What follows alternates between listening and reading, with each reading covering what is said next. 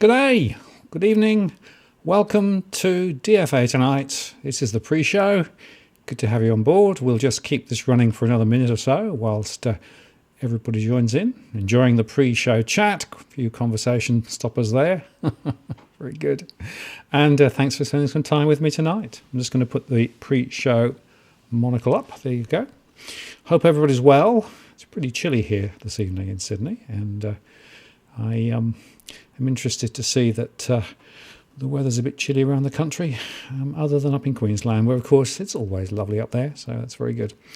Got a lot to get through, of course, tonight. A lot on the scenarios, a lot on the surveys, and also a lot of other news, because, of course, there's stuff on JobKeeper and JobSeeker to talk about, and what the Reserve Bank said, and a whole bunch of things. I can tell you that it's never dull trying to keep track of everything that's going on at the moment. It is crazy, crazy, crazy. But there you go, we're hanging in. Hi, Steve. Great to see Pragma Shift, Daryl as well, Eric, did I say? Tony, hi. Good to see some new names as well as some returning names. And Plexus made an interesting observation about that I haven't turned on membership on the channel. It's true, I haven't yet. It's on my list. I've just been a bit busy with many, many other things. Hi, Maria. It's all good, isn't it? I hope you enjoyed the music. All right, we're just going to run this for another 30 seconds, and then we'll get going with the show proper.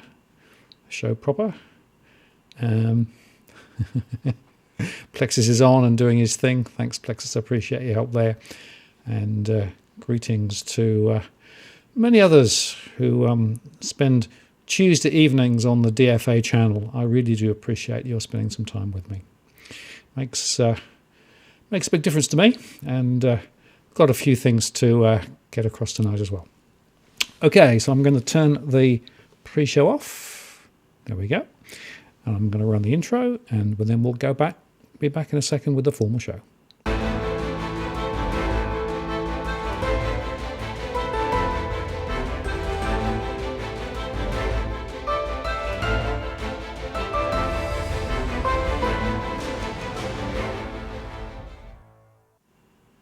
Good evening, Martin North here from Digital Finance Analytics. Great to have you on board for this live show on the 21st of July 2020. Thank you very much for spending some of your Tuesday evening with me. And we've got a packed show tonight, a lot to get through. The story, of course, is that we're going to touch on our household confidence data, which we've updated based on the latest information, and also our property scenarios. And we'll also cover a lot of other stuff too. So without further ado, I just want to go through the running order, which essentially is this introduction, just the house rules as normal about our models, some key slides, and then some questions and answers. The Q&A will take up the bulk of the show, of course, and then we'll sign off probably around 9:30 plus or minus, and depending a little bit on what you want to talk about and what you want to ask me. In terms of the house rules, just let me make the normal point that please understand this is not financial advice. This is based on my own analysis, my own thinking about what's going on, but it's not formal financial advice. If you need that, go to a financial advisor. They can tailor advice to your particular circumstances. Please play nice in the chat room. No racial slurs. Plexus is doing his thing again. Really appreciate your help, Plexus. Thanks very much for that. And this is out at the 21st of July 2020. So if you're watching this in replay, many years into down the future, you'll know whether we got it right, whether we got it wrong, or somewhere in between. If you want to get my attention later on, use @WalkTheWorld. Just to explain, for the first part of the show, where I'm actually going through my slides, I don't look at the chat. So if you've got specific questions that you'd like to ask me, then hold off until I come to the Q&As a little bit later. It makes it easier to manage the flow of the conversation. I have enabled Super Chat, and in fact Ron has already made a contribution in before 8 o'clock. Thanks, Ron, I appreciate that. You can make a contribution directly via the Super Chat, or also make sure that your question goes to the top of the list and gets noticed. Every dollar that we actually have contributed to us goes right back into making more content. We don't make any profit out of what we do here. This is all about sharing information, insights, and helping people understand more about what's going on. And that's what this show is all about. Now, in terms of the model, there are some people who may not have seen this before. Those of you who've been on the show regularly will always know. This is because it's important to understand that DFA is not based on just opinion or hearsay. It's based on research. And the cornerstone of the research is our household surveys, our rolling 52,000 household surveys. We talk to 4,500 each month and add those into the data. So each week we get another 1,000 data points. And that means that we can have a really good up-to-date chat about what's going on. We then put that into our core market model, and the core market model is then what drives the YouTube. It drives my analysis through DFA Blog and also work for clients. So that's the way that the system works. We can also slice and dice the data lots of different ways. And what that means is it's like a Rubik's Cube. We can look at it, dimensionality around property, around households, around location, or other dimensions too. 120 elements in the model. And some people actually do like to get hold of the model. In fact, if you're via Patreon, if you get the right tier, you can actually get access to that model.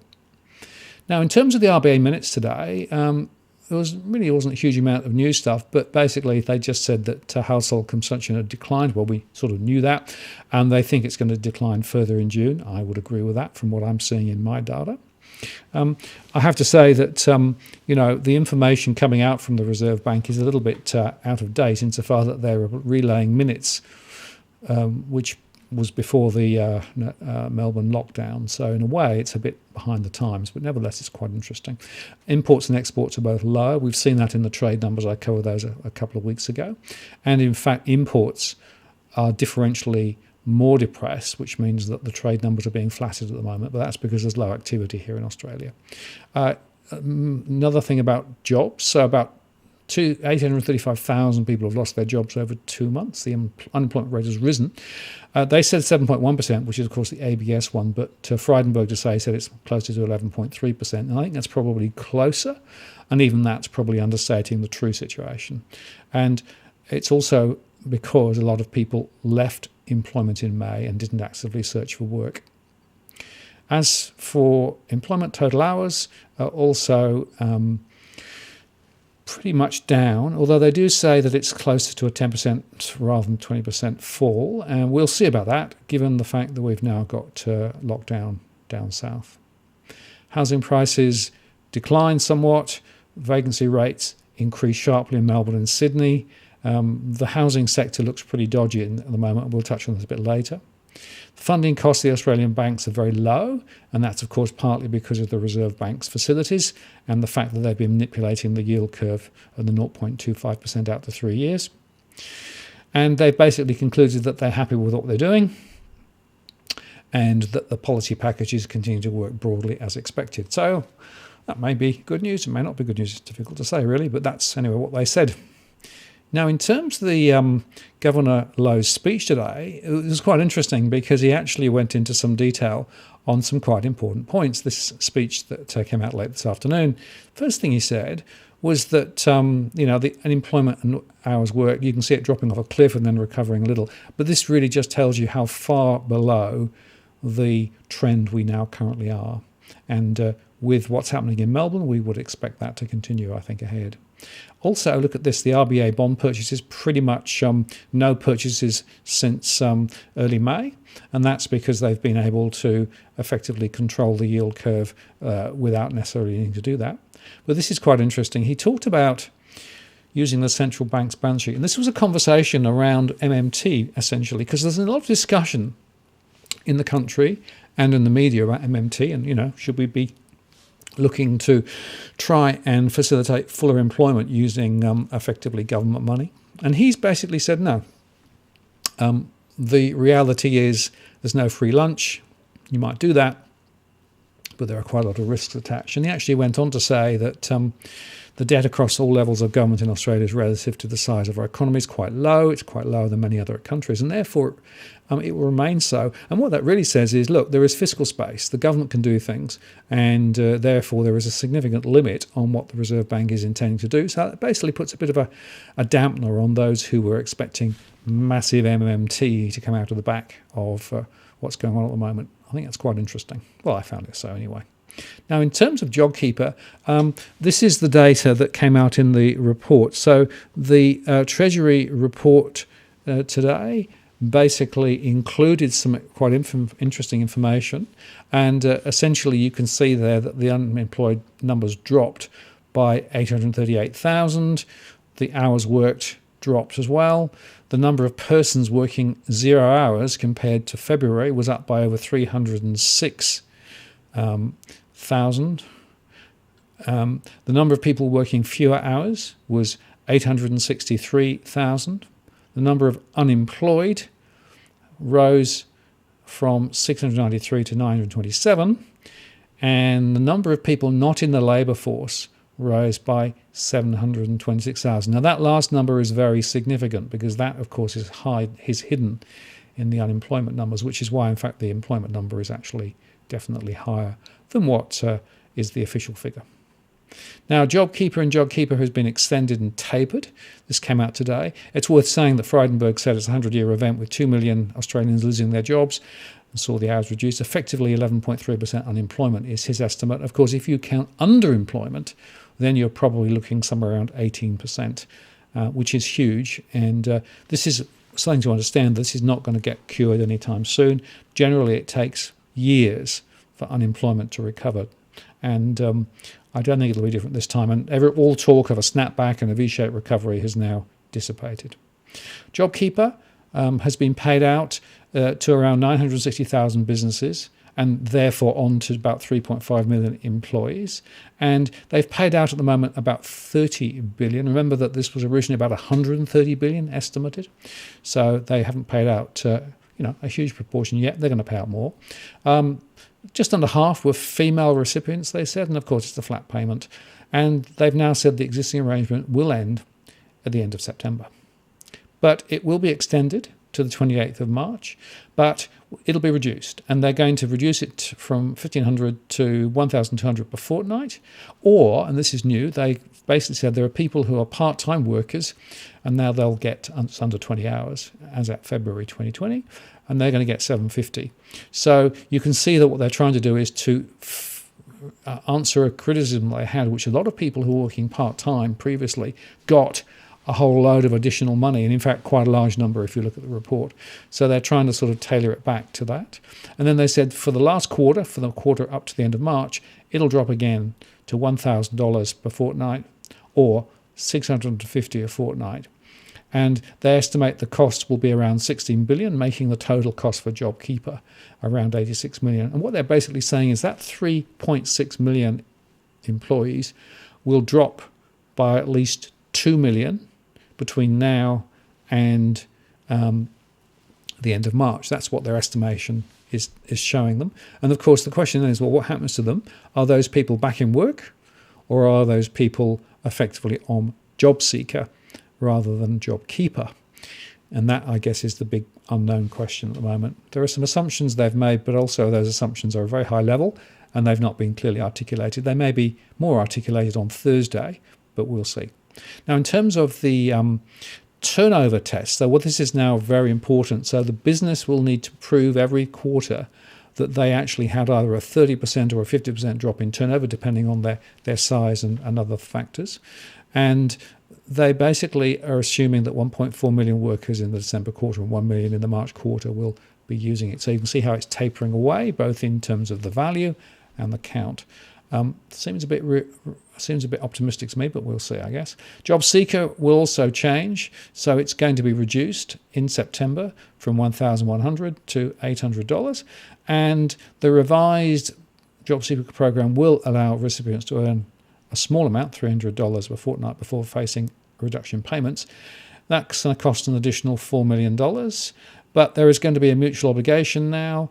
And that means that essentially they are going to have to access employment services and go for 4 job searches. And they'll increase the job search in September and also bring the assets test back in, plus liquid assets and the waiting period, all those things. So in other words, they've tightened this up dramatically. And so a number of people who potentially are on job seeker now may find themselves being squeezed off it. They also did make the point that more decisions will be taken later in the year, and it's likely to continue beyond December. And at the moment, the COVID 250 supplement is going to end in December. So that's basically what they announced today. So tapering, JobKeeper, Job Seeker, both still to exist. My own theory is that they will have to continue both programs until after the election, let's say not this October, but next October. And we're going to see some switching between people who were employed but on 0 hours with JobKeeper moving to Job Seeker, and some people who are on Job Seeker may get squeezed out. So I think we're going to see some quite difficult times ahead, and they are expecting unemployment to continue to rise. And the budget is in October, so this is the budget they promised earlier in the year and then didn't deliver it.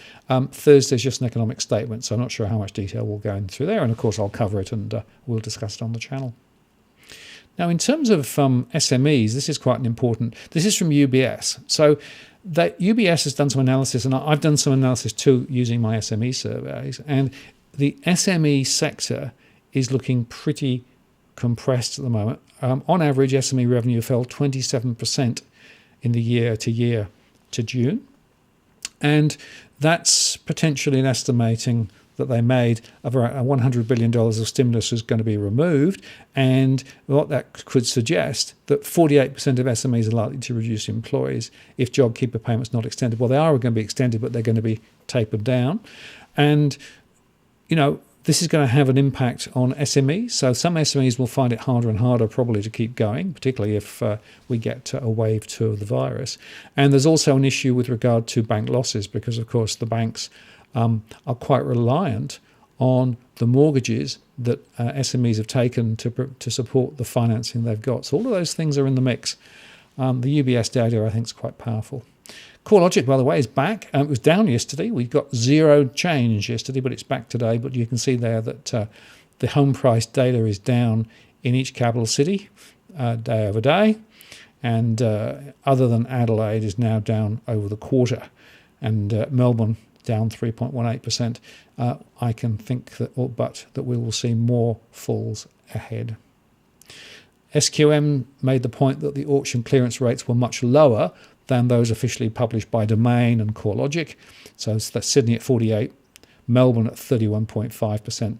And I think their calculations are certainly much more in line with what I think is really happening compared with those other reports that are actually published.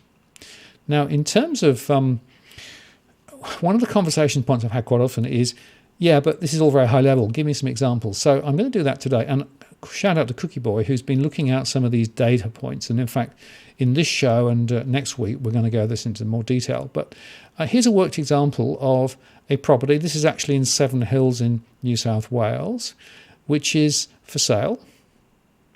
Any estimates of what you think it might be worth? Well, it's advertised at $720,000 at the moment. It's 3 beds, 1 shower, 2 parking spaces or a garage or whatever. But what's interesting is that the property last changed hands in August 2016 at $735,000. Now, this is what I keep seeing, and this is a really important illustration.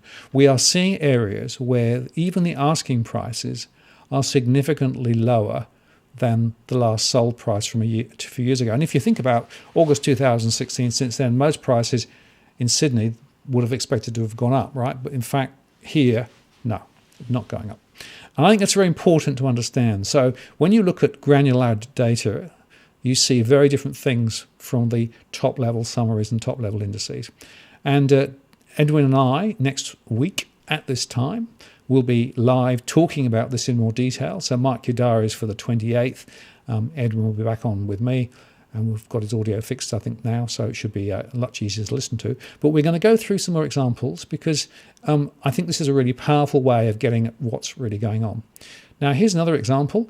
Just up in Queensland, people say, never talk about Queensland. So here's one from Kincora in Queensland, where the median price in that area is $279,000, so quite a lot lower than elsewhere.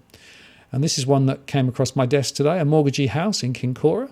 Come onto the market with an asking price of $255,000. It's got 4 bedrooms, 3 bathrooms, a lock-up garage, and it's on a 706 square metre block. The house was built in 1980. It was last sold in 2010 for, wait for it, $439,000. And the median price in that location today is $279,000. And so, as the headline said, mortgage house listed for $180,000 loss. Now, I'm seeing that in lots of places, not just in Queensland, in particularly regional Queensland, but in lots of other places too. So, again, I want to underscore that the story that prices have gone up everywhere, or that there's nothing to see about losses in property, is wrong. When you go granular, you see something quite different. And just one other data point. There was another report today from ANZ CoreLogic on rental listings. And this is really important because, of course, the rental sector is tied to the property investment sector. And what they showed was that total rent listings are 16.3% higher. And this is the 4 weeks ending the March the 15th and June the 28th. And new rent listings are up 5.6%. In Sydney, they're up 3.4% or 0.9% for new listings. And in the ACT, this is really interesting, up 9.6% for new listings. So you can see some stresses and strains in those markets with regard to the rental sector. Now, others, not so difficult, listings are down. But overall, the annualised growth in rents has been subdued at 0.9% across the capital city markets for the past 5 years. That's a big deal. And that's one of the reasons why I believe that the property investment sector is going to take a bath.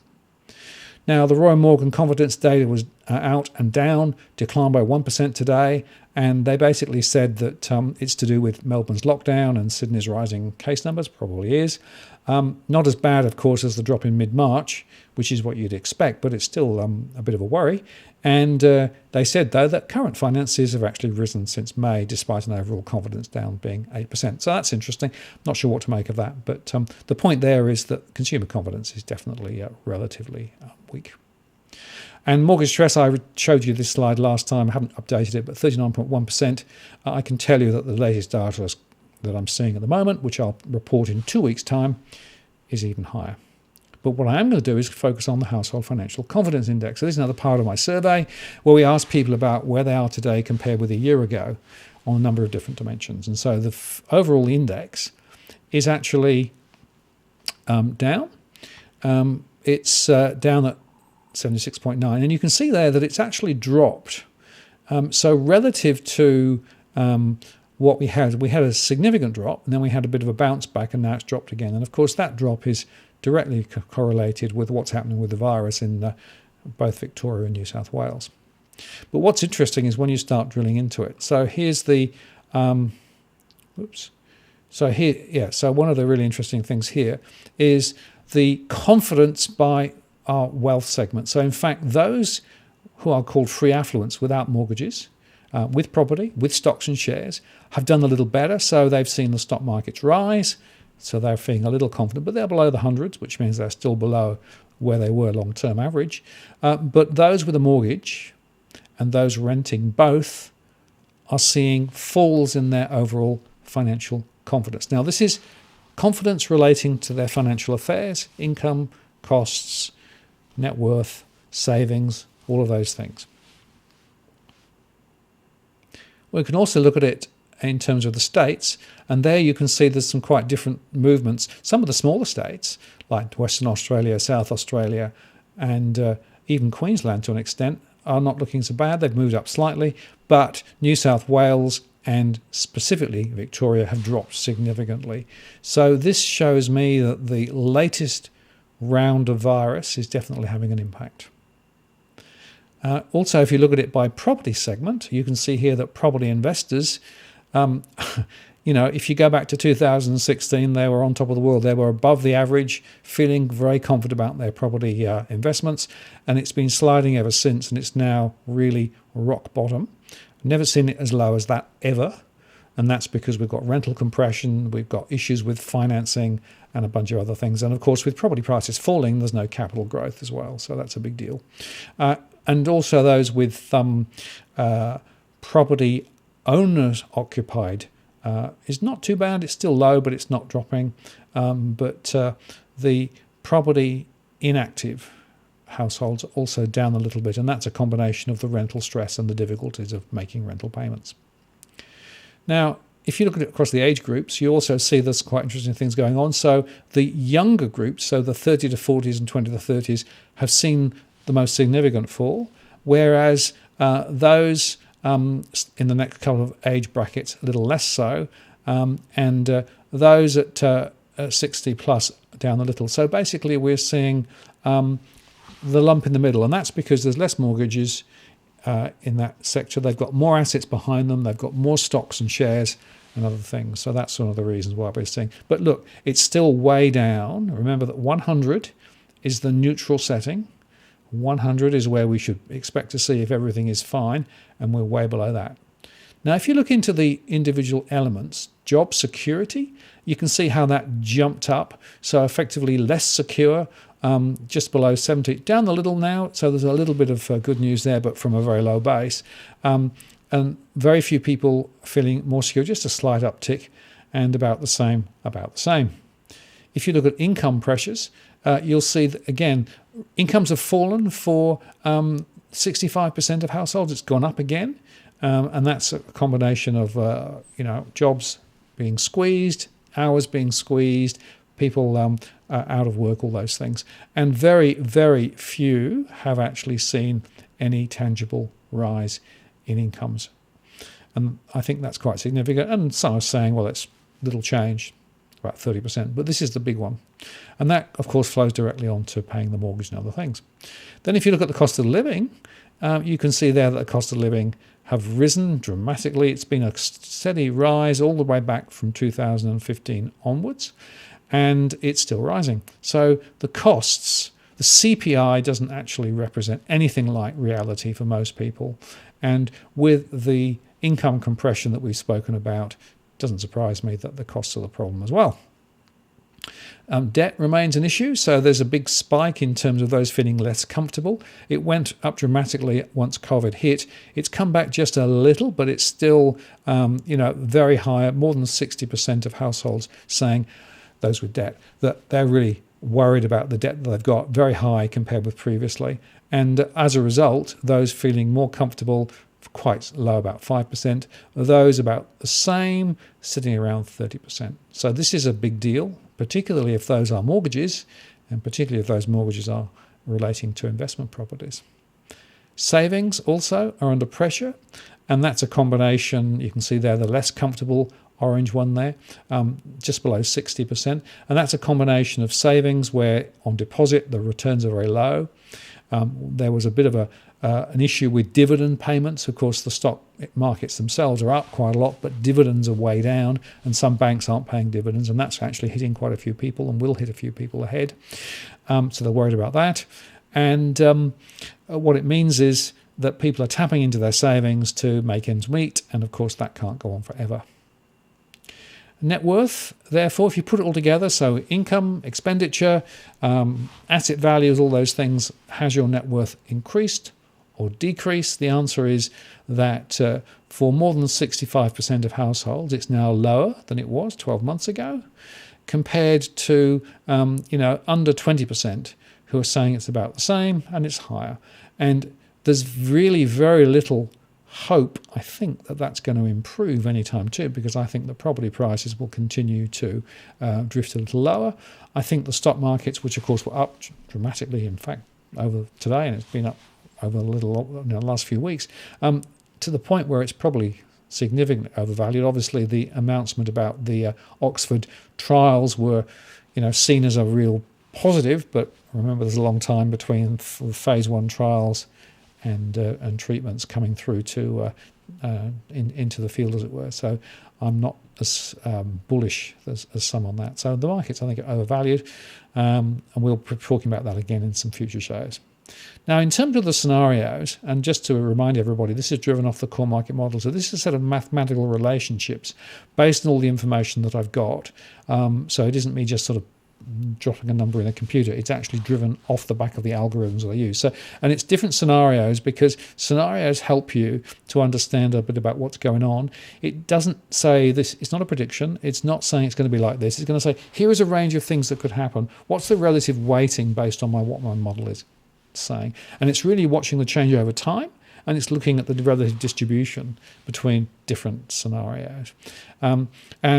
It's worth, of course, saying that we've assumed that the COVID thing is going to be a 6-month episode. I think that's probably a bit optimistic now. It could well run for longer, but at the moment, I think the data is not clear enough.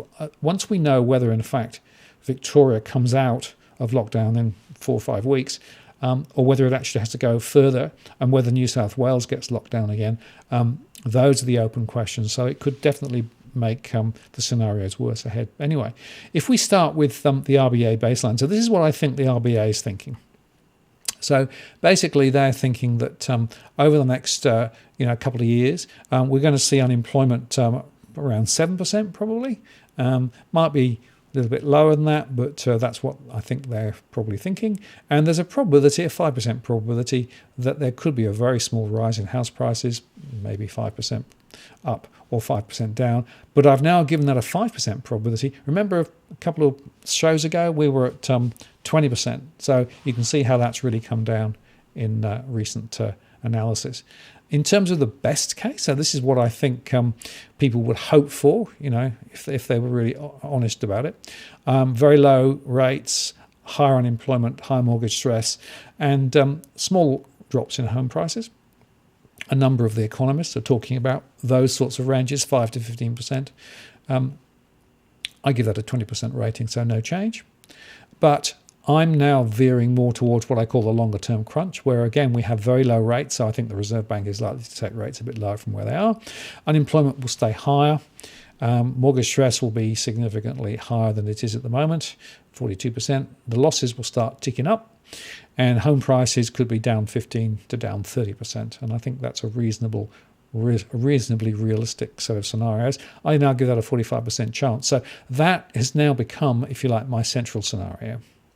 There is also the broader question of, do you really get a second wave, not just here but around the world? And if so, what would that do? Well, if we did get a significant second wave internationally as well as here, then the unemployment rate will be higher, the stress levels will be higher, the home price falls will be higher, there'll be more bail-ins and bail-outs and all sorts of weird things going on. Still got 25% on that, and that hasn't really changed. And then I've got my uncontrolled pandemic. So if the whole thing falls apart and effectively the controls don't come, the virus gets away, the testing doesn't actually lead to the ability to be able to deal with the virus in terms of the injection programs and those things, the immunizations. What that means is that there's a risk that we could get very significant economic damage over a long term in multiple geographies. And in that scenario, we're looking at a very, very sickly case. But I only give it a 5% chance. My own feeling is it's going to be somewhere between best case and longer term crunch. But I've certainly tuned my scenarios down based on the data to something like a longer term crunch. So I think unemployment will be higher for the next 1 to 2 years. Home prices will be lower for the next 1 to 2 years. Economic activity will be cramped. SMEs will be in some difficulty. So there you go. That's my latest analysis. Okay, with that done, I'm now going to come back to the Q&As, and we'll have a bit of a discussion around some of the things that people have been talking about. Let's have a look.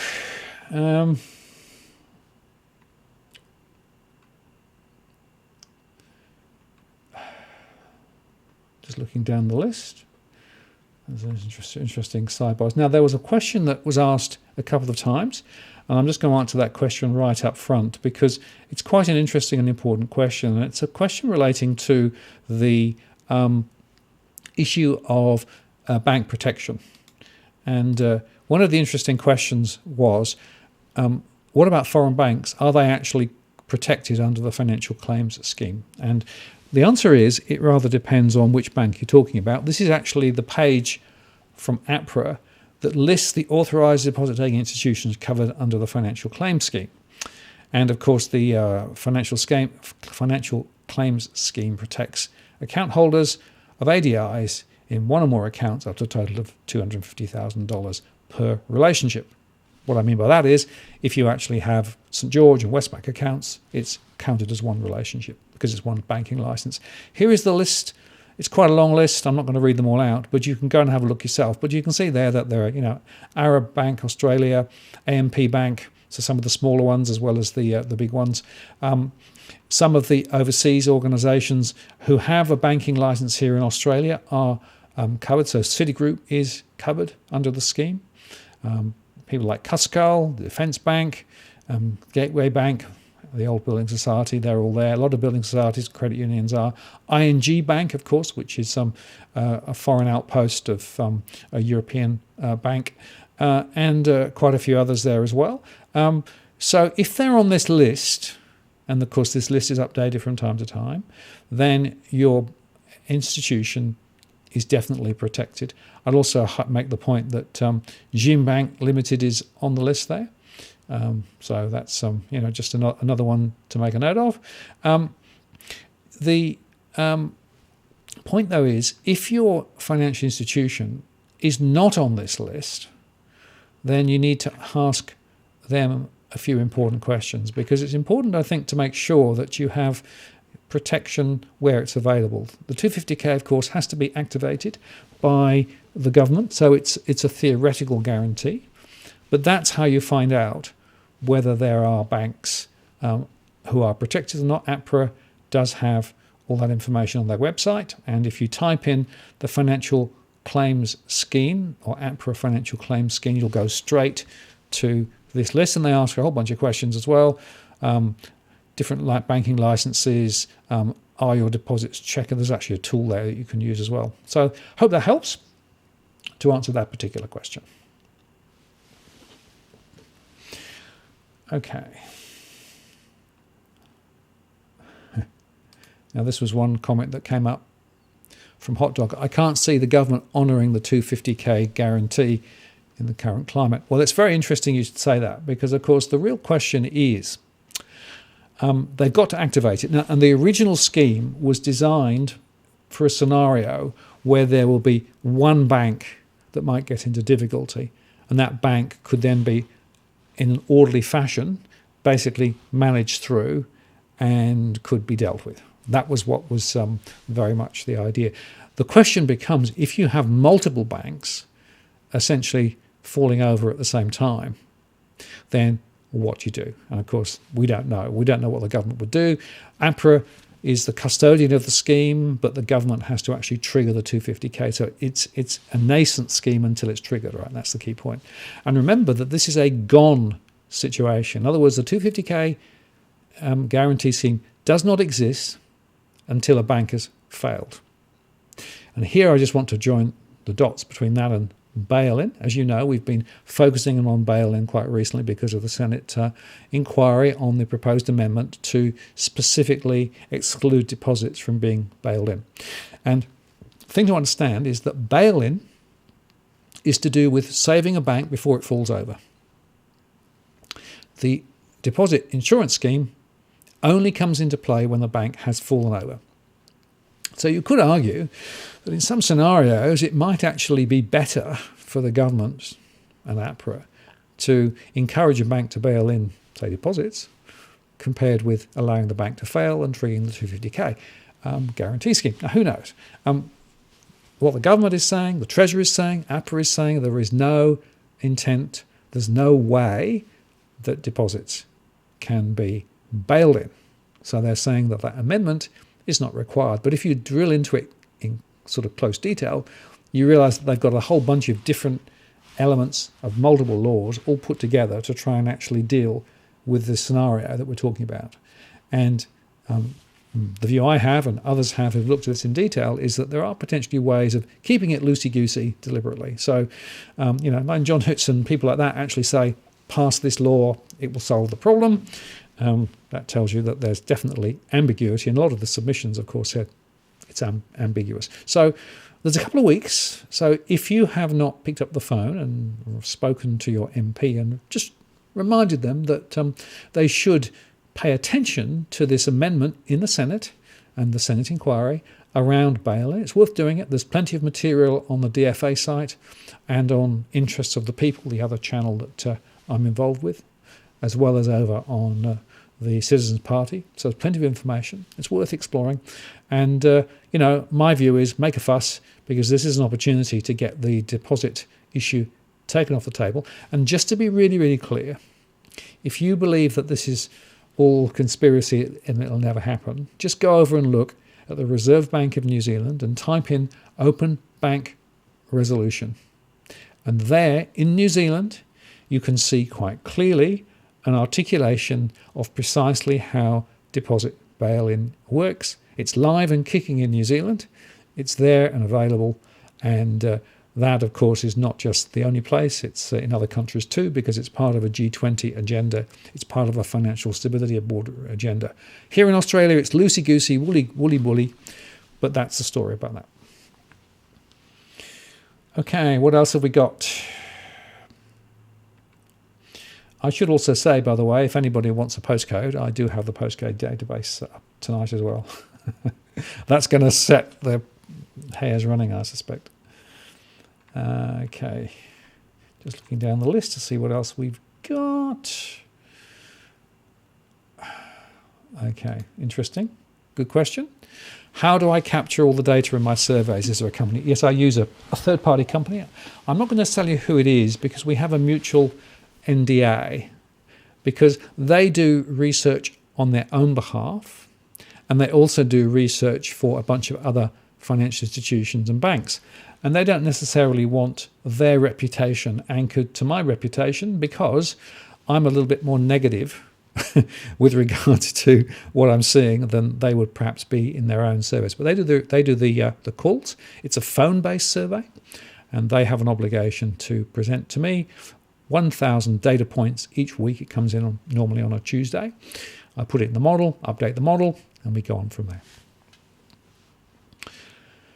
Okay, Hocus Pocus, you said 2010. All right, well, let me just pull that up. I can do that. Okay, and I'll just put the data in. 2010, clear text.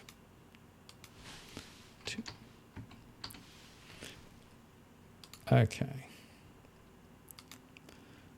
Didn't work, did it? Just 1, 2. Okay. Apply. Surrey Hills. All right. This is the Surrey Hills data set. And this is basically as at today, because I put the data in that came in today. So there are 16,000 households in Surrey Hills, of which 3,300 are borrowing, 11,800 are renting, there's 8,894 properties for rent, and there are 5,857 rental property owners. Now, those rental property owners, just to be clear, aren't necessarily owning property in that location, but that's where they live. Relatively small amounts of mortgage stress, only 8.3%, and therefore low risk of default. Rental stress is more significant, 5,249 households in rental stress at 44.42%. Anything above 35, 36% worries me.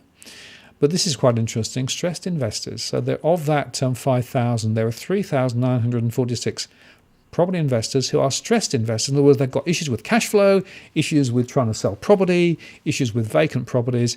And that's 76% of property investors living in the Surrey Hills. So there you go. That's that one. I'll just do one more. Warren, I saw yours there. Thank you very much for that contribution too. I really appreciate it. It certainly helps to get noticed. 4701. Okay. Add that and apply. 4701. Okay, so that's Kungal, Queensland University. Okay, so here, 18,379 households, of which 7,230 are borrowing, 8,341 are renting, 6,357 properties for rental, and the number of rental property owners, 5,870. Mild stress, only 905 at 12.5%, that's reasonably good. Risk of default, 205 over the next 12 months, that's quite low. Rental stress is pretty low at 2.8%. And the rentals, default over 2 months, 2.8%. Rental stress, 2,956, 35.4% in rental stress. So that's, high. Anything above 30% I get twitchy about. And from the point of view of stressed investors, 1,690, which is 30.9. So not as bad as some, but still pretty high. Okay, I hope that's of some help. I'll come and do some more postcodes a bit later. Let's just see what else is going on.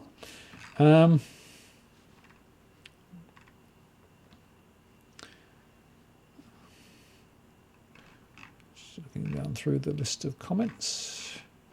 Lots of side comments going on, which is good. Good to see. It's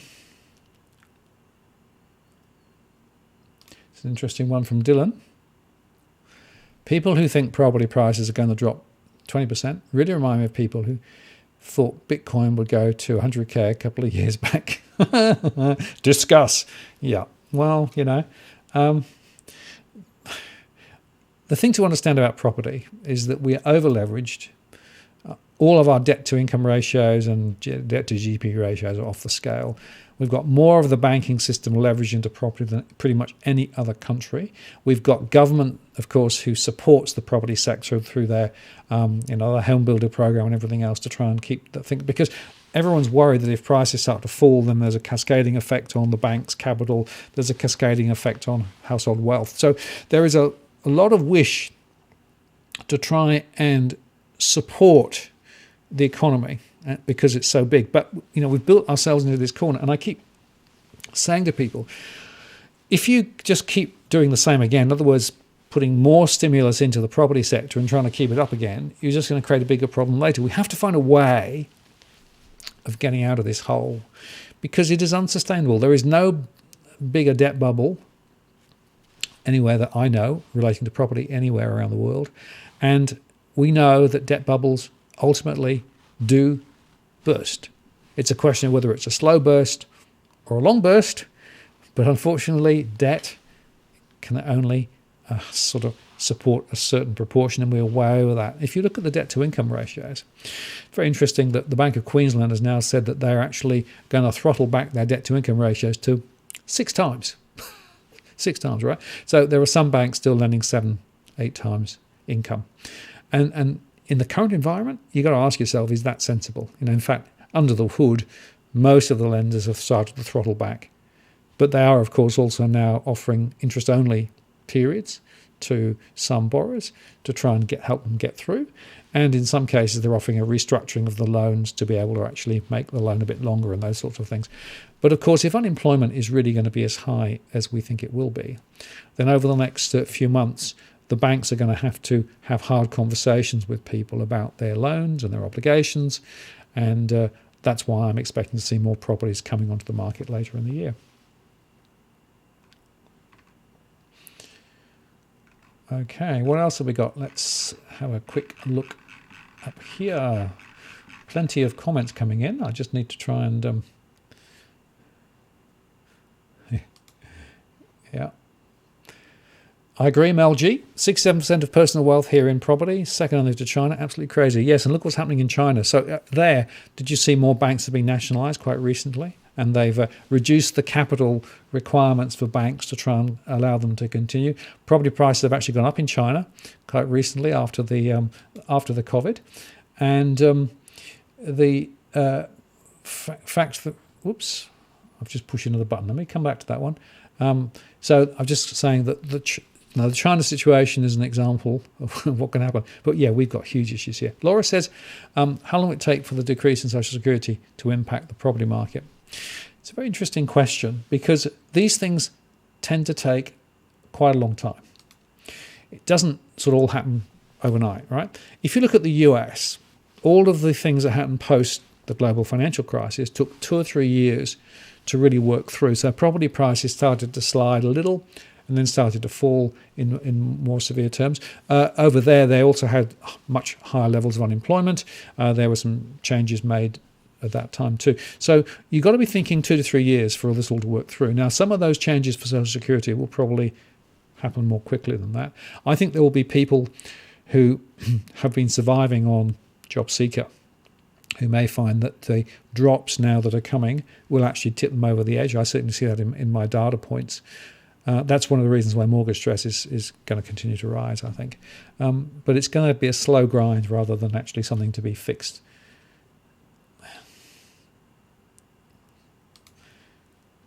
Okay, we just go here. And then now, let's go to the next part of the question. The original question, can a foreign subsidiary bank bail in and save the main bank in the country if located in not related to deposit guarantee? Thanks. Yeah, the answer is every bank in Australia has capital in Australia, and so they effectively are supported with local capital. Now, if a main bank somewhere overseas decides to do that, might do. Can a foreign subsidiary bank bail in and save the main bank in the country? So perhaps maybe you were thinking, let's take New Zealand and Australia. So if NAB got into difficulty here, could the Bank of New Zealand do that? Now, what has happened over there is that the capital in the BNZ is actually in New Zealand, not in Australia. It can't be switched across. They actually changed the rules. So it's unlikely that could happen, I think.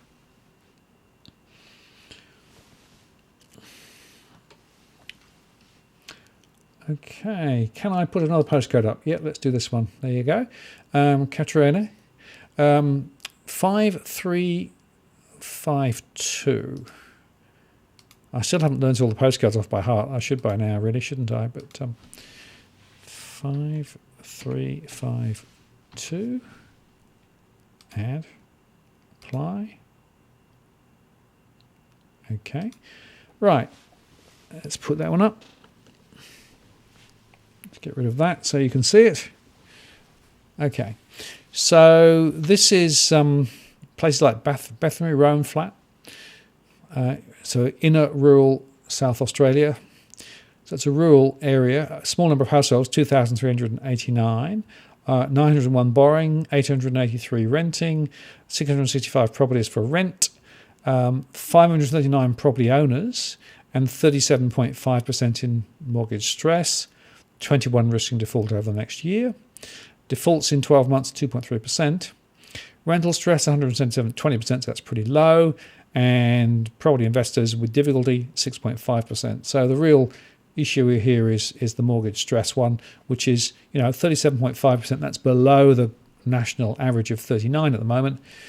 So relatively speaking, that looks like a relatively benign environment for now.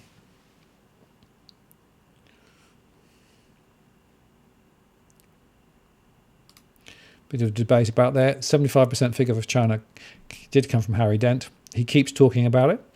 And the fact of the matter is, every time I speak to Harry, he sort of builds the story of China even more. So he believes that China is going to go for the biggest bang, but then says that Australia is set for a fall as well. In fact, I'll be interviewing Harry, I think later this week, so there'll be another Harry show coming quite soon.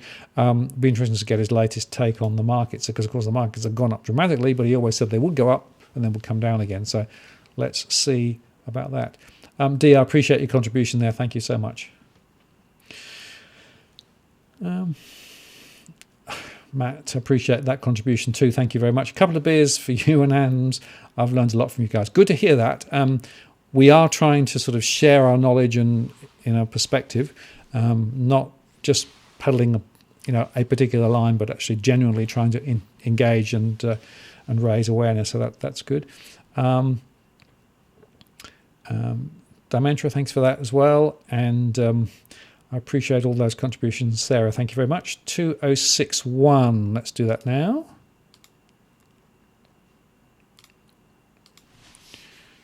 Oh, 61, add, apply. Okay, so that's Kirribilli. This could be quite an interesting one. Let's put it up so you can see it. Okay, so Kirribilli, of course, in Milson Point area of New South Wales, right on the North Shore, low North Shore, 3,894 households, of which 507 are borrowing, 2,773 renting. So it's very much a renting area. Properties for rent, 2,080. Number of rental property owners in the area, 1,778. There's no mortgage stress.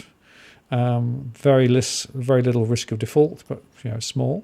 Rental stress is 32%. So about a third of people who are renting there are in some significant issues. But this is the interesting one: 67% of investors are stressed. And I keep seeing this. So I'm seeing in the more affluent areas a considerable rise in the number of those that are actually struggling with their investment properties. It's one of the reasons why I keep saying I think we're going to see the investment property sector slide first. I think the others will probably come later, but could be wrong, but that's what I'm seeing. And it's because the investment property conundrum has really, fallen apart. And by the way, the ATO published their data today for 2 years ago, showing the number of leveraged properties, which has gone up by a couple of 100,000, and the number of people who had multiple properties, which also was up as well. So I'll probably give that a bit more of a chat about that down the track, because it's quite an interesting piece of data.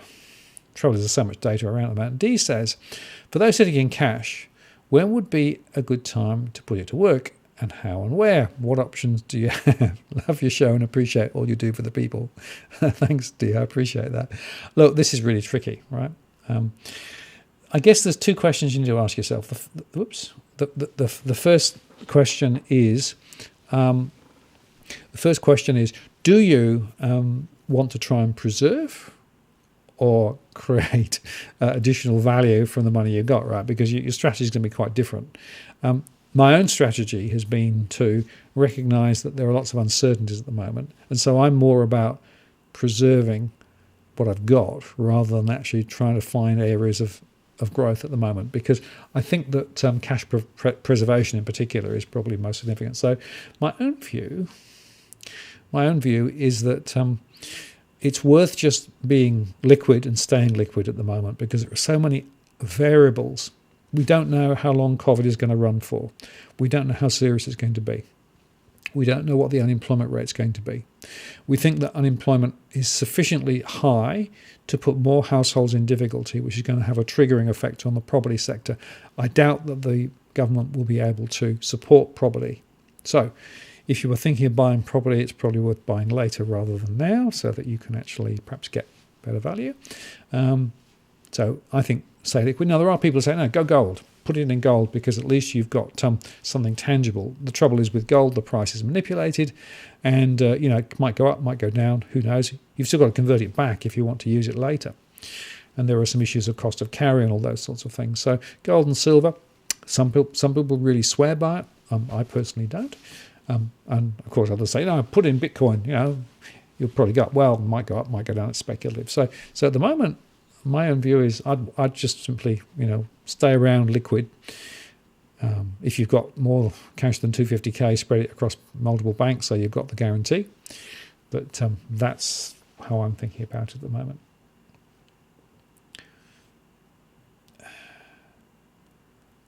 Okay, now did I do this one? I can't remember. David, if I've done this already, I apologise. If I haven't, I'm going to do it now. 6057, don't think I did that one. There isn't a simple way of ticking it off the list, as it were, without spending a lot of time on the computer. And as you know, it's a one-man operation here. Whoops. You might like to see the other way. That's the way that the whole thing works. So it's me and me doing all of this. And you can see there that, I'll just get rid of that for a second. You can see there that's basically the way it works. So I'm controlling everything from the video through to the computers. So it's all me. That's just the way it is. Okay, now let's go back to this particular postcode, which is High Wycombe 6057. And there 6,702 households, 3,800 borrowing, 2,029 renting. Properties for rent 1,556, and the number of rental property owners 2,355. Mild stress 1,520 at 40%. Risk of default 12 months 143, so that's 3.8%. So typically in the West it's quite a lot higher than elsewhere. 3.8% is low for the West. I've seen 5, 6, 7 as other postcodes. 29% are in rental stress, and 32.4% investors are stressed. So, medium high, but the mortgage stress at 40 is definitely something to be a little bit concerned about. Okay, let's have a look. Oh, thank you, Javier. Appreciate that. Glad you like what we do.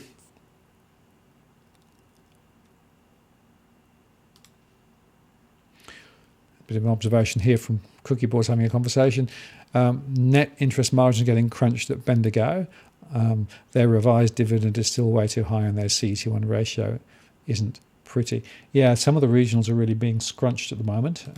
Of course, they don't have the same funding capacity as some of the other players, the big players, and they are competing quite hard to try and get mortgages, but again, they're finding it quite difficult. So the regionals, I think, are going to find it really difficult ahead. Okay, here's one from 2769.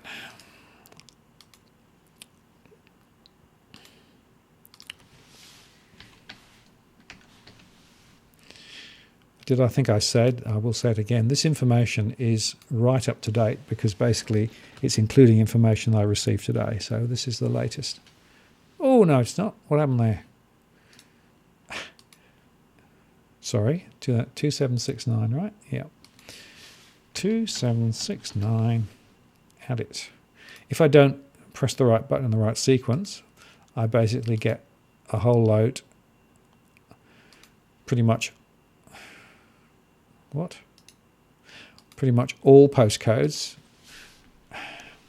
2769. Is that a valid postcode? What's going on? Apply. Yes, it is, the ponds. There you go. Wish I could type.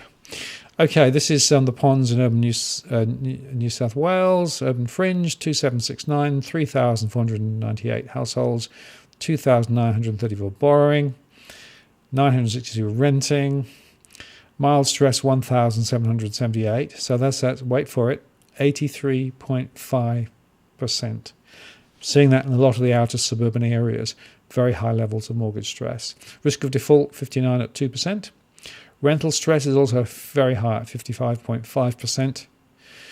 And 40.8% of investors are also stressed. So you can see there that on any dimension you look at, the ponds is definitely an area of difficulty.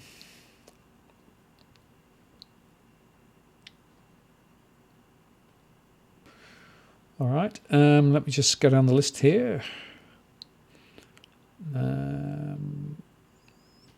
2154, have I done that one? I'm not sure. Do that one again, in case I haven't. Clear list. 2154. These lists, of course, get really, really interesting. No, I didn't. Castle Hill, there we go. 2154 JD, this is for you. Let's put that back up there so you can see it. Okay, 13,743 households, 6,559 borrowing, 4,300 renting, 3,324 properties for rent, number of rental property owners 4,042, mild stress 1,609, severe stress 702, total stress 35.2%. Risk of default, 130 or 2% in the next 12 months. Rental stress, 53.8%, which is more than 2,300 households. And 46.3% of investors in the postcode are stressed, which is more than 1,630. So again, another example of, out on the, if you like, on the urban edge.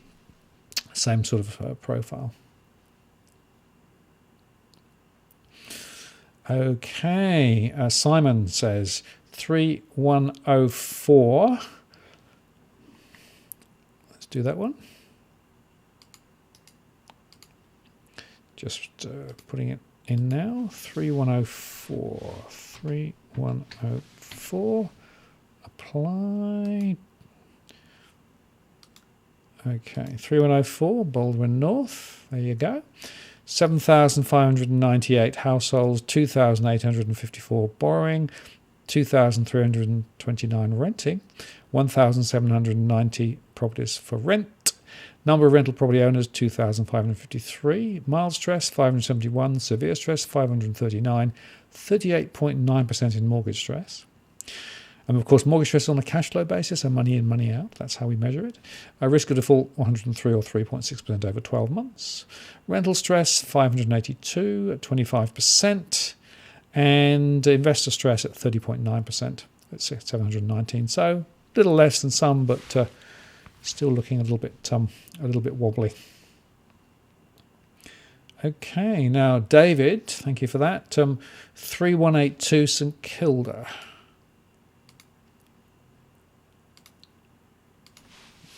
Three, 1, 8, 2. Come on. Yep, apply. Okay, so this is St Kilda. 14,802 households, 3,061 borrowing, 10,950 renting, 8,162 properties for rent.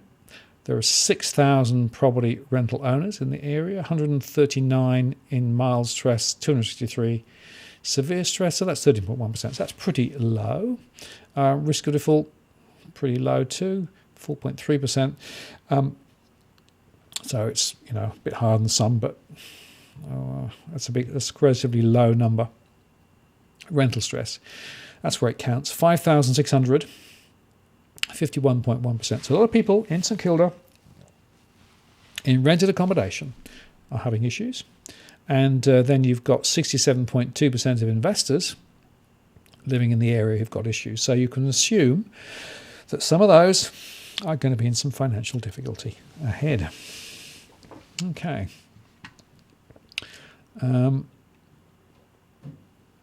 David said lots of Airbnbs, blue chip suburb, but that's about right. I think the reason that the investors are stressed is because of the Airbnb issue, which of course, as you quite rightly say, is a big deal. Okay, I'm just going to have a quick look. I might sleep now. Lots tired of postcodes, says Joseph. Yeah, I know. I'm just looking at the other questions. If people ask me postcode questions, I'm going to deal with it. But I'm looking to see what other questions are. Oh dear. Lots of postcodes. Okay, here's one.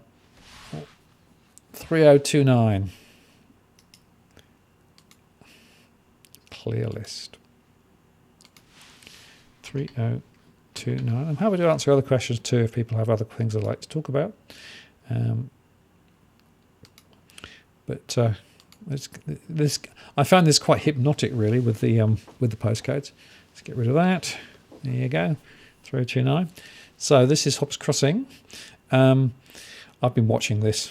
30,708 households, 18,570 borrowing, 11,222 renting, product rent 8,712, number of rental property owners 8,580, mild mortgage stress 6,360 at 34.2%, risk of default 404 or 2.2, rental stress 7,014 at 62.5%. So the real pressure point here is the rental sector in that particular postcode, particularly now, I guess. Stressed investors, 1,060 at 20%. So at the moment, investors don't seem to be too badly hit, but I'd be looking at that issue with regard to rental stress. So you might see that changing ahead. So there we go. That's that one.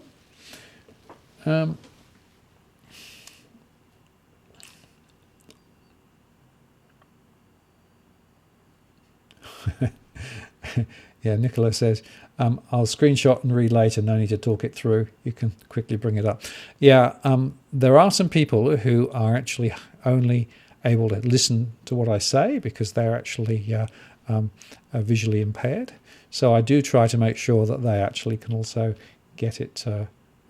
So that's one of the reasons why I do it the way I do. I've had quite a few people actually really say, I really appreciate the fact that you do actually read it out and rather than just, flash it on the screen. So that's why I do what I do. And I know it slows everything down, but just from an inclusive perspective, I think it's probably the best way to go. So that's why I do what I do. All right, this is from Stevie through 2111 Gladesville. All right. Young affluent is how I flagged it in my segmentation. Slightly changing, of course, but that's pretty much what we look at. 6,163 households, 2,289 borrowing, 2,699 renting, 2,063 properties for rent, number of property rental owners just over 2,000, quite low mortgage stress at 5.9%, 47 risking default at 2.1%, rental stress, though, is higher at 58.6%, and that's more than 1,500 households. And the investors who are stressed, 62.8%, more than 1,000. So again, rental investor rather than owner-occupied issues in that particular postcode. And I'll now just put it up on the screen because I didn't actually put it up. So there we are. You can watch it later if you want to. Okay.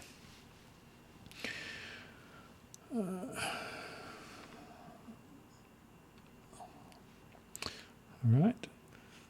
Can you say something about 3079 Ivanhoe East, please? That's from Amelia. Sure can.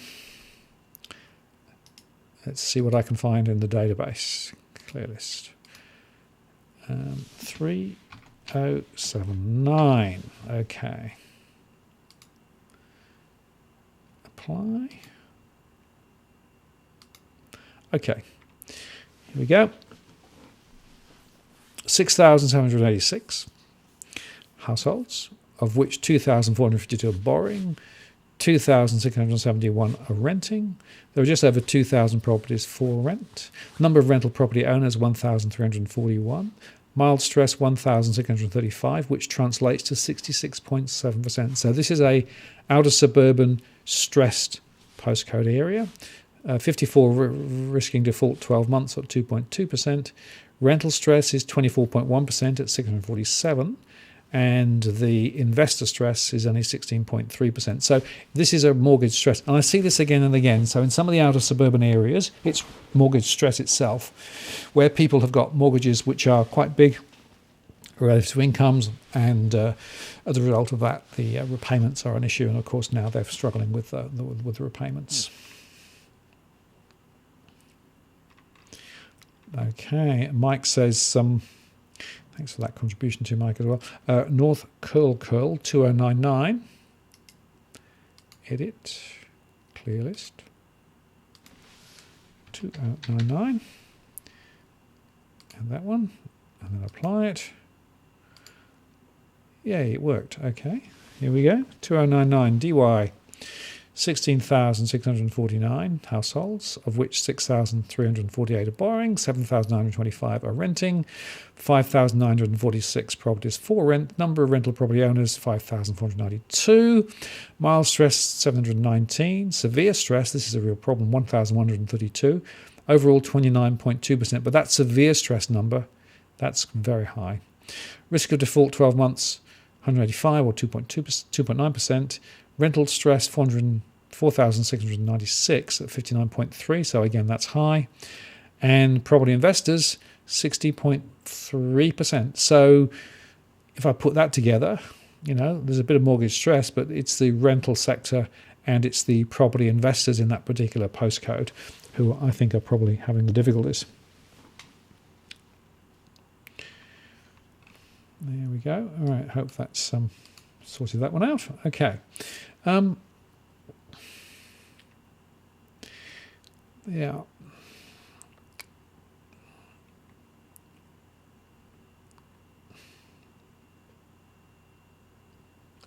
So Michael's asked an interesting question. 2567 at the top of your mortgage stress list in New South Wales. What sort of reductions in value do you see for an area like that? Well, that's very interesting, Michael. What we're seeing is that where you've got these pressures, and what's fascinating is that mortgage stress and property price reductions are quite often connected because people are forced to sell ultimately. We're looking in some cases at 20% plus in reductions from where they were, some months ago. Not uniformly, and units more so than houses, but I do see in a number of postcodes where there are high levels of stress, significant declines in property values. And I fear it's going to get worse because what's going to happen is that later on, when the banks start getting a bit more antsy with people and phone them up and say, right, you've had your mortgage repayment holiday for 6 months, but now you've got another 2 or 3 months to sort it out. What's your story? What's your income? What's your real income and what you're going to do? I think they're going to put a little bit of pressure on people to sell. So they don't want to foreclose, but they will probably encourage people to sell. So I expect to see quite a lot of encouragement. And that means we're going to see more properties on the market over the next few months, particularly I think up to Christmas and beyond. And that means I think that we're going to see significant falls in some of those areas. Okay. Jeremy asked about 2232, the Sutherland Shire. Let's do that one, shall we? 2232. Some of those were not looking too flash when I looked at them most recently. So let's see. Okay, here we go. All right. 13,168 households, 6,069 borrowing, 4,519 renting, properties for rent 3,358, number of rental property owners 4,253, mild stress 924, 15.2%, so stress not too bad, risk of default 114 or 1.9%, relatively low, rental stress 2,629 at 58.2%, that's high. And that's what I'm seeing. So in that particular postcode, we've got a number of people who are in rented accommodation who are finding it very difficult to make those mortgage repayments, the rental repayments. And as a result of that, of course, quite a few property investors, 42.2% in the area, are also under pressure. So again, it's an investment story. I think we're going to see more of that ahead, unfortunately.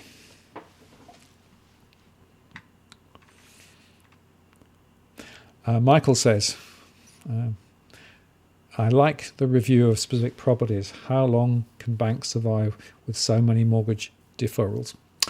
Well, at the moment, the fact is that APRA has allowed them to have plenty of wriggle room, so they don't have to declare deferred mortgages as bad mortgages. How long that goes on for is the interesting question, right? So they've probably got some months. And of course, everyone's hoping that the economy will bounce back and all this will cure itself. Probably won't. I think 3 to 6 months from now, we'll be having a more difficult conversation about the banks and about what they're going to do. Like I said, they'll be encouraging people to sell. And with regard to the first part of your comment there about you like the specific examples, yeah, we're going to do more of that next week with Edwin. So if you want to have a more detailed conversation around properties, because what I want to get from Edwin is what's going on, why this type of property is behaving the way it is, and why that type of property is behaving like it is. So we'll look at some units, we'll look at some apartments, and we'll try and get some national examples. I've got 50 or 60 that Cookie Boys sent through, and we'll accumulate some more so that we can have a bit of a sort of a selection of different scenarios and different examples, because I think it brings it home, doesn't it? Otherwise, it's just very high level and theoretical. Okay. Yeah, Joseph says APRA allows banks till March 2021 to report delinquent loans as performing. Well, yes, and then what happens, right? So, will APRA continue to push that further out? I mean, APRA has sort of said, well, you need to have a conversation with people so that you know where you are. And they've also said that we'll be starting to disclose that information to the markets. So I think that, middle of next year, we're going to see some of this come through. It's going to take some time to work through. And APRA has been very, very willing to flex. Interest-only loans, fine, yeah, make some interest-only loans, not a problem. Or don't need to actually adjust your advanced models for what's happening if you've got an IRR, internal risk-rated model, which is what all the big four banks have. Just carry on, So I think it will take a bit of time, but it will shake out ultimately. Now, Fiona asked an interesting question. Can you talk about the 20 billion cap per ADI? Correct. That is a very important point. So it's not widely disclosed, but the 250k deposit is limited, in theory at least, to 20 billion per bank. Now, the idea is, of course, that if a bank falls over, then the regulators will go to other banks to get a contribution to be able to sort of support more than that. But there is a limit. And of course, the big banks have way more than 20 billion in terms of deposits. So how valid and how appropriate is the 250k deposit? It's up to 20 billion. That is something which people hasn't really got their head around. And there's very little information. If you go into the detail on the APRA site, the 20 billion is hardly mentioned.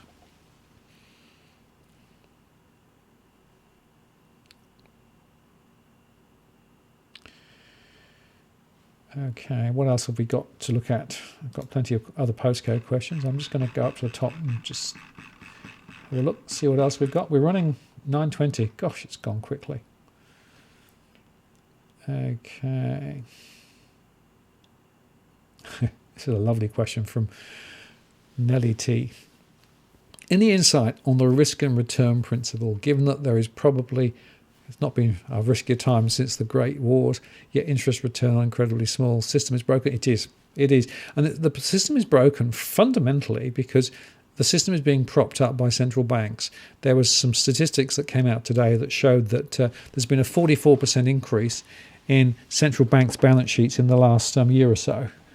Massive. And what that means is that basically I don't think we are actually in a standard market at all, right? So market forces are really just being controlled by the central banks. Risk is actually not being rewarded. Returns are actually all over the place, and basically the central banks are backstopping the whole thing, particularly, of course, in the US with the Fed. Started last September with the repos. That hasn't gone away, and they're throwing more liquidity into the system. So the whole question of relative risk and return is all over the place. And, of course, the stock market's basically a high because they are assuming that the central banks will just go on piling money into the system to support everything. The question is that really going to work, or are we going to have essentially a point where, despite all of the liquidity that's being thrown into the system starts to wobble and shake and begin to fall apart? Hard to know. Corporate bonds, look at those. I think the number of corporate defaults are likely ahead, particularly in the US. I think that we've got to look quite carefully at the derivative sector because many of the derivatives are actually now way off their sort of midpoint in terms of their exposures. So when those come to fruition, when they're netted off, that could actually create big losses or gains, depending on which side of the transaction you are. And of course, you've got the consumer sector, and particularly in some countries like Australia, where you've got big mortgage risk as well. So there are many, many risks, and the returns, if you're holding bank shares, the returns you're going to get ahead in terms of the return, the dividend returns are going to be much lower than they were previously, when in fact the risks are a lot higher. So yeah, I agree. It's all blown out the window, frankly.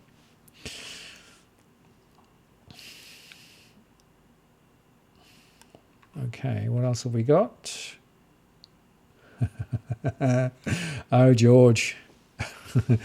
How many bitcoins does it take to make an 80% property crash?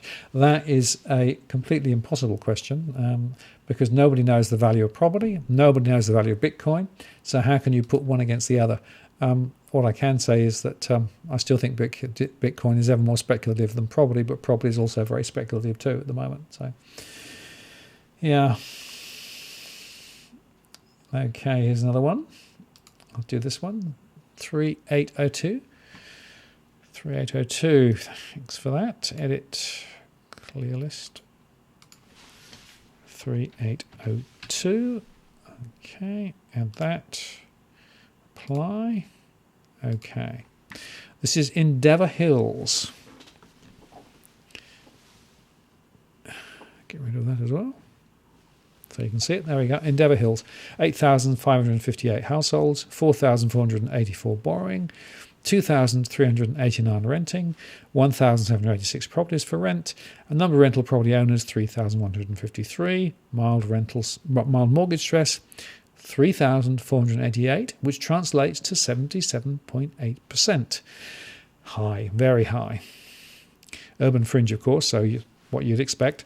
Risk of default, 105 over the next 12 months at 2.3%. Rental stress, 1,195 at 50%, so relatively high, whereas stressed investors, 631, only 20%. So, again, it's a story of mortgage stress followed by rental stress.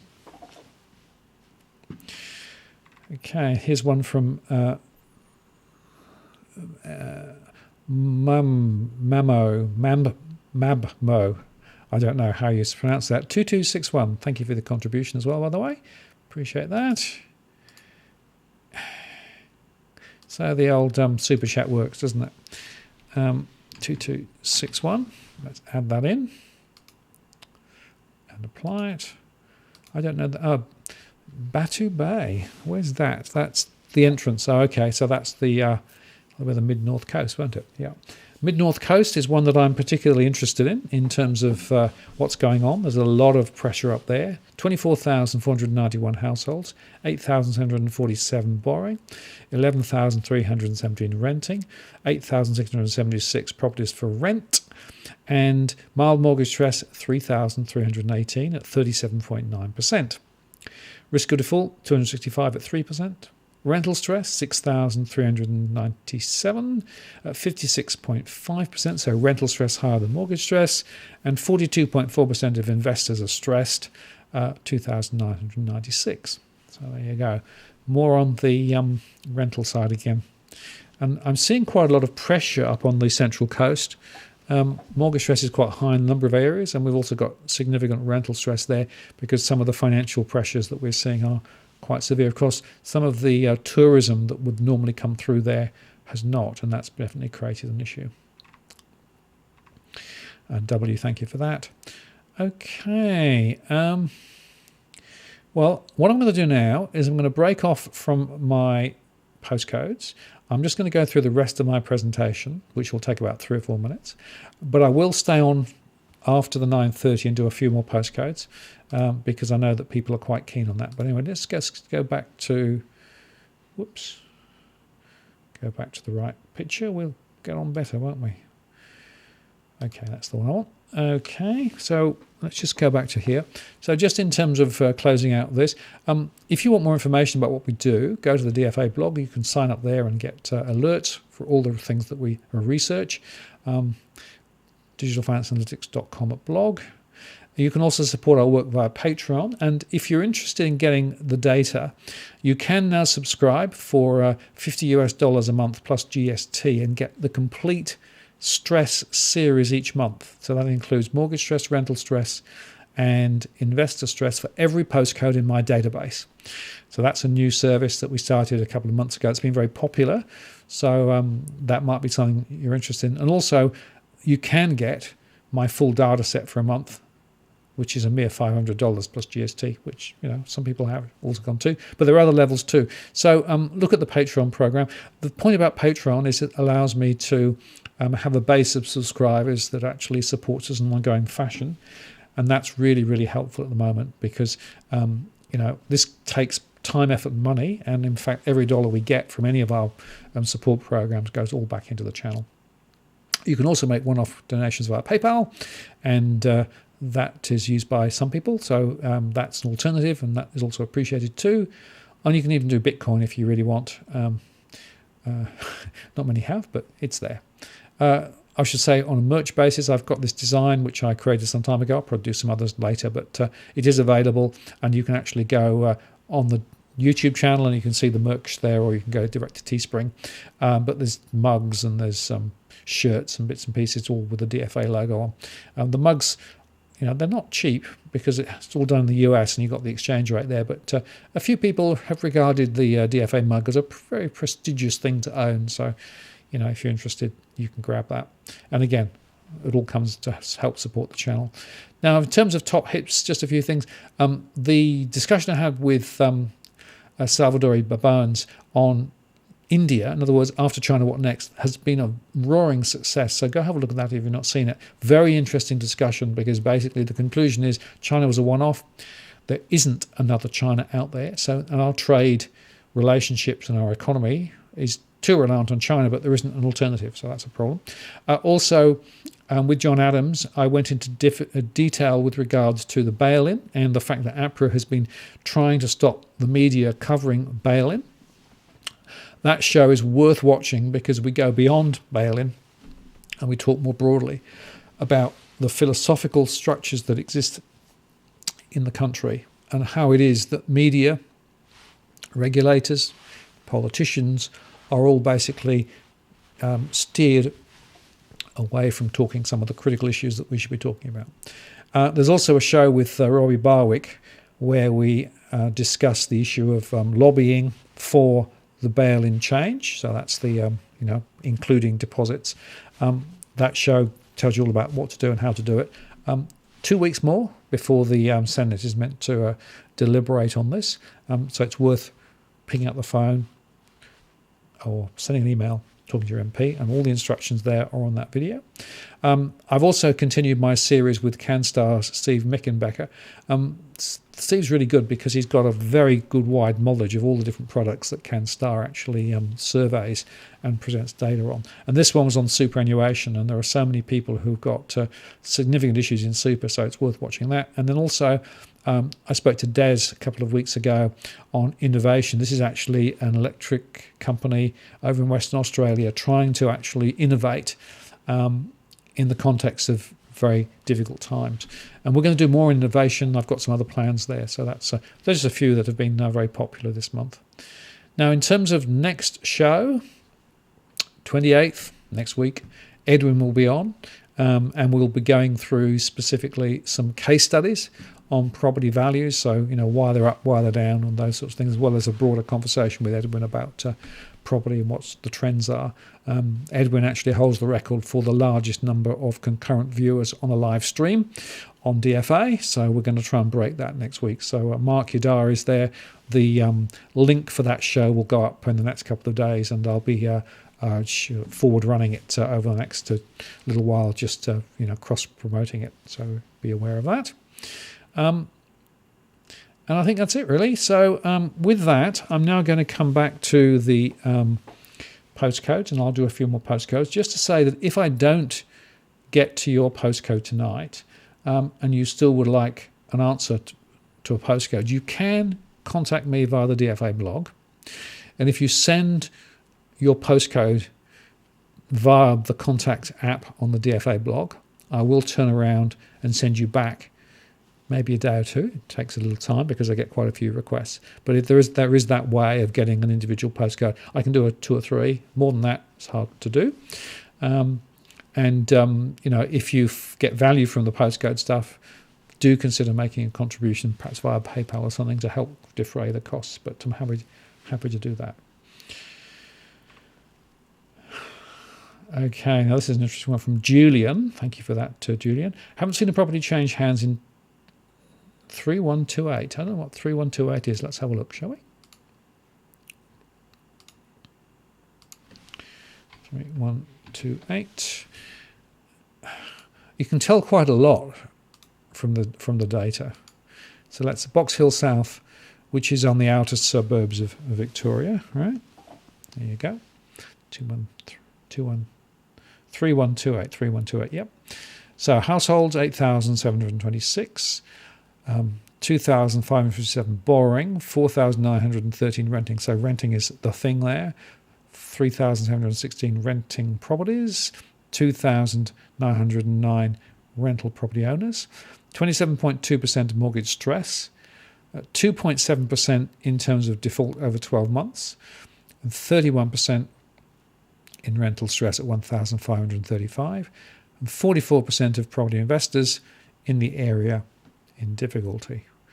There you go. So it seems to me it seems to me that this particular postcode is sort of, in the doldrums, but hasn't yet really blown up completely. So I hope that's of some help. Joanne has just come up with 3122. I can't do units versus houses in this particular view. It's just not in the way that the data is controlled at the moment, but I can give you a summary. As with all of this data, there's always more ways I'd like to apply and cut the data, but there's a limit to what I can actually do. So here we are, Hawthorn, 11,578.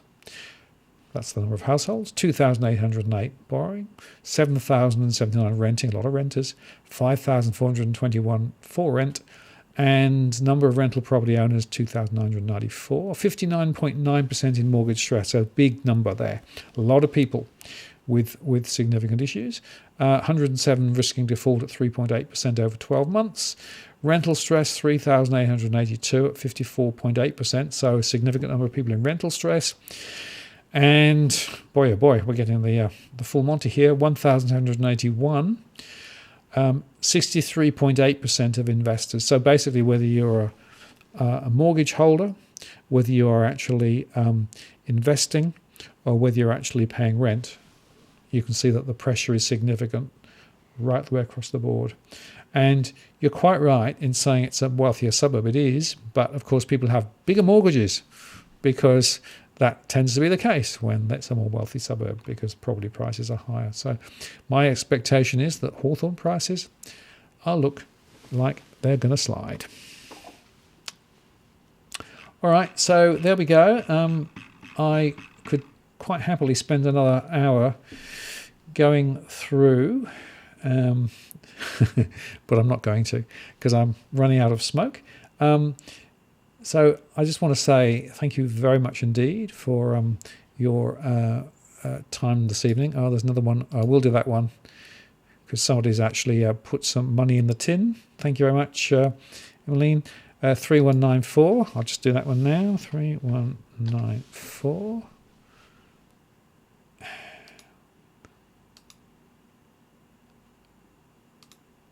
Oops. That's Mentone. Let's do that there. Okay. So that's over here. I haven't taken that one off. So Mentone, 6,000 households, 2,200 borrowing, 2,700 renting, 2,000 and just over 2,000 available for rent, 23.5% mortgage stress, that's pretty low, 3.1% default over 12 months, that's quite high, 693, 25% in rental stress, and 32% in investor stress. So relative to some of the others, and I left the other one up because you can see some of the differences, inner suburbs, Hawthorn, 63.38% compared with 32.3% on the urban fringe. So there you go. Okay. So I want to say thank you very much for spending some time with me this evening. I hope you found it useful. I haven't got to all the questions. I apologise. You understand that I never can. Oh dear. 3222. I'm not going to get away, am I? 3222. Okay, I'll do it. Sorry, I missed that one. 3222. I've got so many people now sending me money to do it. Clifton Springs. This is the last one, okay? 6,479. 2,734 borrowing. 2,059 renting. 1,500 properties for rent. 22.2% mortgage stress, that's pretty low. 23.5% in rental stress, again pretty low. And 20.9% in investors. So it's relatively benign relative to some of the others that I've seen. So there you go. That's it. I'm really going to stop now because I've run out of smoke and I appreciate your time tonight. Thank you very much.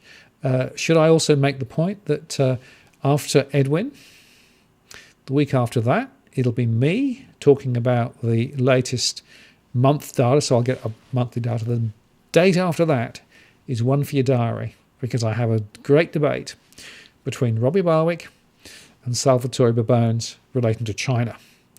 And bearing in mind what happened last time Robbie came on, well, that'll be quite a marathon. So mark your diary there. I'll be highlighting that ahead. But anyway, next time Edwin's on.